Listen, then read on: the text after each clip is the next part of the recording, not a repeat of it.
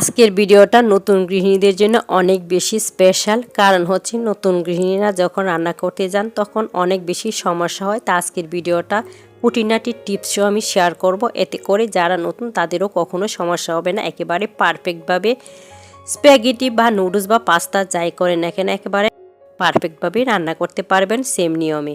তো এখানে আমি একটা চিকেনের ব্রেস্ট পিস নিয়ে নিয়েছি, আর ব্রেস্ট পিসটাকে এখন আমি ছোটো ছোটো করে কেটে নিচ্ছি। চাইলে আপনারা এখানে গরু বা খাসির মাংস ব্যবহার করতে পারেন, কিন্তু সেক্ষেত্রে রান্নার সময়টা একটু বেশি লাগবে। তো ব্রেস্ট পিসটা আমি আগেই ধুয়ে নিয়েছিলাম আর এখন ছোটো ছোটো করে কেটে নিয়েছি। এরপর এখানে আমি কিছু সবজি নিয়ে নিব, আর সেটাও কেটে নেব আমার পছন্দ মতো। আপনারা চাইলে আপনাদের পছন্দ মতো করে কেটে নিতে পারেন। তো এখানে কিন্তু 2টা গাজর, 2টা টমেটো আর একটা আলু নিয়ে নিয়েছি। আর 1 প্যাকেট স্প্যাগেটি রান্না করব, সেটাও একটু আপনাদের খুলে দেখিয়ে দিচ্ছি যে স্প্যাগেটির ভিতরেটা কেমন হয়। নর্মাল নুডলস রান্না করতে যে সময় লাগে এর চেয়ে কিন্তু স্প্যাগেটি সিদ্ধ হতে একটু বেশি সময় লাগবে, কারণ স্প্যাগেটিটা 100% সিদ্ধ করতে হয়। কিন্তু নর্মাল নুডলস যেগুলো সেগুলো কিন্তু 80% সিদ্ধ করলে হয়ে যায়, না হলে কিন্তু সেটা নরম হয়ে যাবে। কিন্তু স্প্যাগেটির ক্ষেত্রে একটু আলাদা, সেটা 100% সিদ্ধ করে নেবেন। তো এই পর্যায়ে একটু লবণ আর একটু তেল এড করে দিচ্ছি, আর এখন আমি একটু নেড়ে চেড়ে আমি এটা সিদ্ধ করে নেব 100%। তো এখন সিদ্ধ হওয়ার জন্য অপেক্ষা করব, আর 100% সিদ্ধ হওয়ার পর আমি পানিটা ঝরিয়ে নিব। এ পর্যায়ে কিন্তু আমি অনেকক্ষণ পর চলে আসলাম, আর পুরোপুরি এটাকে আমি সিদ্ধ করে নিয়েছি। 100% সিদ্ধ করার পর এখন আমি পানিটা ঝরিয়ে নিব। তো পুরোপুরি পানিটা ঝরিয়ে নিয়েছি, আর এই পর্যায়ে কিন্তু তেলটা দিয়ে দিয়েছি। এই টিপসটা কিন্তু অনেক বেশি গুরুত্বপূর্ণ। তেলটা দিয়ে কিন্তু আপনারা এভাবে একটু নেড়ে চেড়ে বাতাসটা বের করে দিবেন, যে ধোঁয়াটা আছে সেটা সরিয়ে দিবেন, তাহলে দেখবেন যে স্প্যাগেটিটা একেবারেই ঝরঝরে হবে। যতক্ষণ না পর্যন্ত স্প্যাগেটিটা চুলায় দিবেন, এর আগ পর্যন্ত কিন্তু এটা একটা কাঁটা চামচ দিয়ে নাড়িয়ে নাড়িয়ে দিবেন, যাতে করে একটার সাথে আরেকটা জোড়া না লেগে যায়। তো এ পর্যায়ে কিন্তু সেম প্যান টাইমে আবার বসিয়ে দিলাম, আর এখানে আমি 3 টেবিল চামচ রান্নার তেল দিয়ে দিয়েছি, সাথে অ্যাড করে দিলাম একটা পেঁয়াজ, আর এখন এখানে দিয়ে দিয়েছি 2টা চিকেন স্টক। তো চিকেন স্টকটা একটু দেখিয়ে দিলাম, আর চিকেন স্টক যদি ব্যবহার করেন সেক্ষেত্রে অবশ্যই প্রথমেই দিয়ে দিবেন। চিকেন স্টক যদি ব্যবহার না করেন সেক্ষেত্রেও কিন্তু কোনো সমস্যা হবে না। বাসায় একটু বিট লবণ থাকলে সেটা এখানে অ্যাড করে দিবেন। তো চিকেন স্টকটা দিয়ে আবার একটু নেড়ে চেড়ে নিচ্ছি, আর চিকেন স্টকটা একটু ভেঙে নিয়ে এরপর এখানে আমি মাংসটা অ্যাড করে দিব। তো এরপর যে দেখেন চিকেন স্টকটা কিন্তু কিছুটা ভেঙে গিয়েছে, আর এখন আমি কেটে রাখা মাংসটা এখানে আমি অ্যাড করে দিচ্ছি। যদি আপনারা এখানে খাসি বা গরুর মাংস ব্যবহার করেন সেক্ষেত্রে কিন্তু পুরোপুরি রান্না হওয়ার পর এরপর স্প্যাগেটিটা ঢেলে দিবেন। এখন এখানে কিছুটা মাংসর মশলা দিয়ে দিচ্ছি, আর এখানে ঘরে থাকা যে কোনো মাংসের মশলা অ্যাড করে দিতে পারেন। যদি মাংসের মশলা না থাকে তাহলে কিন্তু সমস্যা হবে না। আমরা মাংস রান্না করতে যেসব মশলা ব্যবহার করি সেসব মশলা এখানে অ্যাড করে দিবেন। এখন এখানে 2টা গাজর কিউব করে রেখেছিলাম, আলুটাও কিউব করে নিয়েছি, সেটা এখন অ্যাড করে দিয়েছি। যেহেতু আমি কিউব করে দিয়েছি তাই কিন্তু আমি চিকেনের সঙ্গে একবারে দিয়ে দিয়েছি। আপনারা যদি গ্রেট করে দেন তাহলে কিন্তু পরবর্তীতেও দিলেও এটা সিদ্ধ হয়ে যাবে।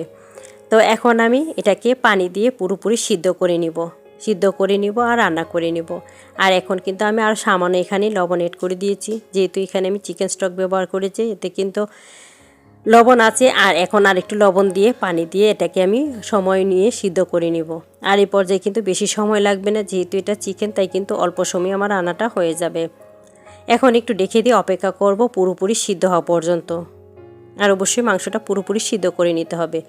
তো এখন আমি আবার একটু সময় পরে চলে আসলাম, আর এখন আমি আবারও নেড়ে চেড়ে মাংসটা চেক করে নিব যে সিদ্ধ হয়েছে কিনা। তো এরপর যে কিন্তু আমি এটা চেক করে নিয়েছি, আর এখন দেখেন একটু দেখিয়েও দিলাম যে মাংসটা কিন্তু আমার পুরোপুরি সিদ্ধ হয়ে গেছে। তো এখন আমি এখানে অ্যাড করে দিব টমেটো সস। চাইলে কিন্তু এখানে আপনারা টমেটো কেচাপও ব্যবহার করতে পারেন। তো এখানে আমি 2 টেবিল চামচ পরিমাণ টমেটো সস দিয়ে দিয়েছি, এর সাথে অ্যাড করে দিব সয়া সস। তো সয়া সসটা আমি বাসায় তৈরি করেছি, আপনারা চাইলে কিন্তু আমার মতো এভাবে তৈরি করে সারা বছর খেতে পারেন। এখানে 2 টেবিল চামচ পরিমাণ সয়া সস দিয়েছি, আর সয়া সসের লিঙ্কটা আমি দিয়ে দিব, যারা চান তারা কিন্তু দেখে নিতে পারেন। এখন এখানে আমি নেড়ে চেড়ে আর বাকি যে উপকরণ সেগুলো অ্যাড করে দিব। তো এখানে আরও কিছুটা গোলমরিচ অ্যাড করে দিয়েছি, যেহেতু আমি কাঁচামরিচ অ্যাড করিনি তাই কিন্তু গোলমরিচটা দিয়ে দিয়েছি। আপনারা চাইলে এখানে আপনাদের পছন্দ মতো ঝালটা কিন্তু ব্যবহার করে নিতে পারেন। তো আজকে আমি কিন্তু ঝাল ছাড়াই স্প্যাগেটিটা রান্না করতেছি। এখানে এখন আমি টমেটোটা যে কেটে রেখেছি সেটাও অ্যাড করে দিলাম। তো টমেটোটা আমি একটু ফালি ফালি করে কেটে নিয়েছিলাম, আর টমেটোটা দিয়ে একটু নেড়েচেড়ে এখন যে স্প্যাগেটিটা আমি সিদ্ধ করে রেখেছি সেটা অ্যাড করে দিচ্ছি। আর স্প্যাগেটিটা দেখে নিশ্চয়ই আপনারা বুঝেই গিয়েছেন যে কতটুকু জর্জরে হয়েছে। এই স্প্যাগেটিটা কিন্তু যদি একটু তেল দিয়ে এভাবে নেড়েচেড়ে রেখে দেন তাহলে দেখবেন যে একটার সাথে আরেকটা লেগে যাবে না, রান্নার পরও এটা পুরোপুরি ঝরঝরে থাকবে। এখন আমি পুরোপুরিভাবে এটা রান্না করে নিব, মানে পুরোপুরিভাবে এটাকে মিশিয়ে নিচ্ছি। আর চুলাটা এই পর্যায়ে একেবারে কমিয়ে দিয়েছি, নাহলে কিন্তু পুড়ে যাবে।